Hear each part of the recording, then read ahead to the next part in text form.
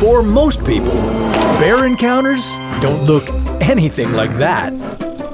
More like this. And this is exactly the type of behavior that might get you killed. But don't worry, because we're here to tell you how to survive a bear attack. If you go for a hike in the forest, bears shouldn't be your biggest concern. They don't normally attack people for no apparent reason. Not unless they're starving or you get too close to one of their cubs. But if you do meet a bear who's mad at you about the intrusion, what should you do? Should you run for your life? Pretend to be dead? Or attack it before it attacks you? Luckily for you, we've got 4 steps to help you get out of a bear's claws alive. Step 1. Identify the bear. The first thing you should know about bears is that they aren't all the same. Before choosing your survival strategy, you have to figure out what kind of bear you've encountered.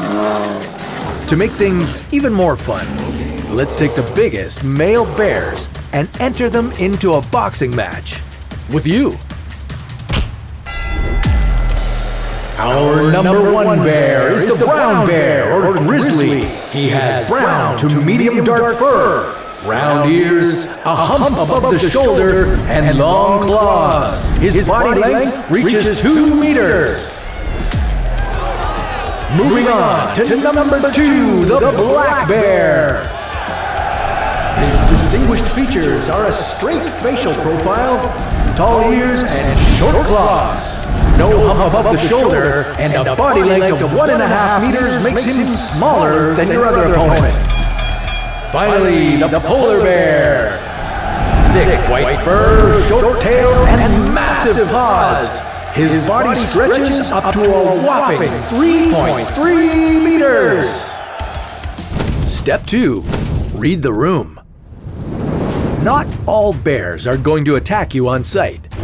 For example, black bears aren't as aggressive as grizzlies unless they feel threatened. But if you find yourself alone in the Arctic and a polar bear is charging at you, today is not your lucky day. To a polar bear, you're prey at first sight.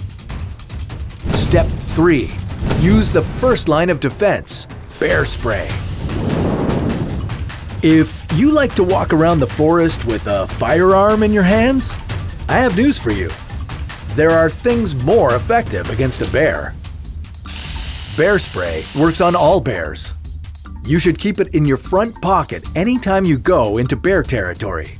Because if, say, a brown bear attacks you, you only have a few seconds to fire.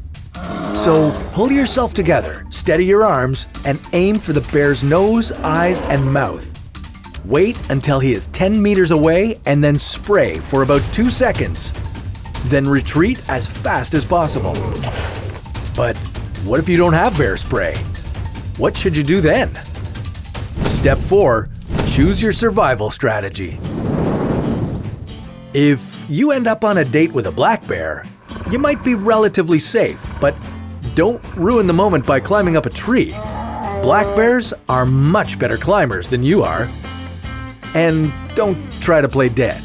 Black bears don't fall for that. Instead, hit the bear with a stick, throw stones at him, show him who's boss. With grizzlies, it's different.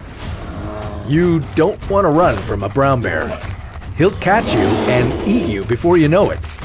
Your best bet is to fall in the fetal position and protect your head, neck, and stomach. That's what I call playing dead.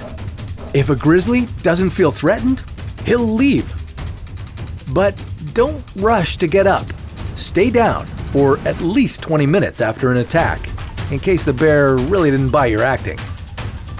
And what about a polar bear? Do you even stand a chance?